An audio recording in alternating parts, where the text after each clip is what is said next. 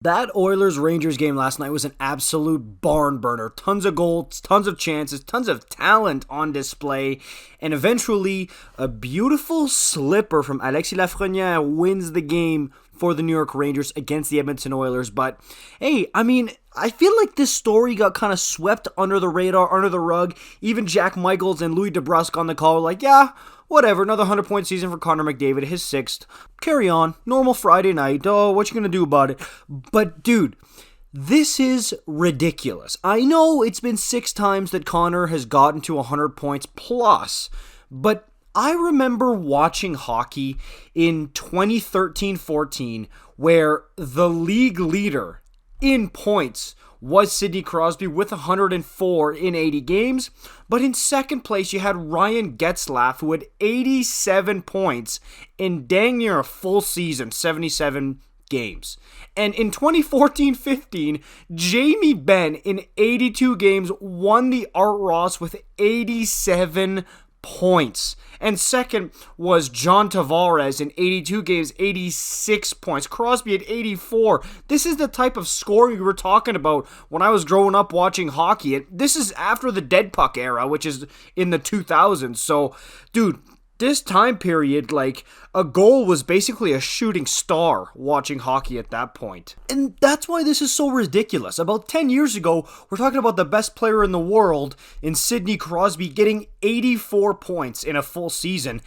And now, Connor's got 100 points in 56 games?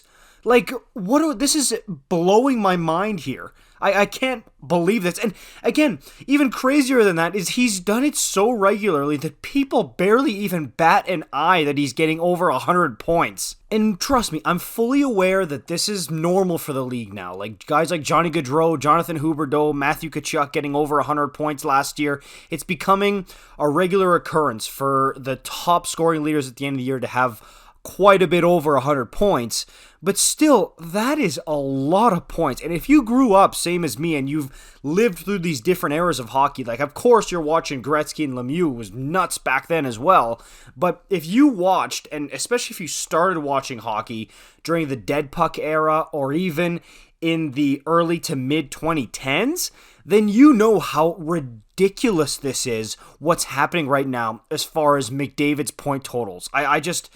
The fact that he has 100 points right now is something that every time he does it, I will never, ever, ever get over that. It's always going to be crazy to me. Especially like, for example, the 2014-15 Calgary Flames. I remember Yuri Hudler getting 76 points in 78 games to lead the Flames in scoring, and I'm pretty sure he was like top 10 in NHL scoring that year, and I was sitting there like 76 points. That is a lot of points. Like, this guy's an absolute point machine. And now, McDavid's got 100 points before he even gets out of bed in the morning. So yeah, I just wanted to make sure that people recognize and remember how ridiculous and nuts and crazy this is, because it wasn't always like this, and who's to say it's always going to be like this? Scoring could always go down, but with how talented and skilled the players are these days, I don't see it happening. But don't forget and lose sight of how nutty this absolutely is. Like, comment, subscribe. I'll see you in the next one. Peace out.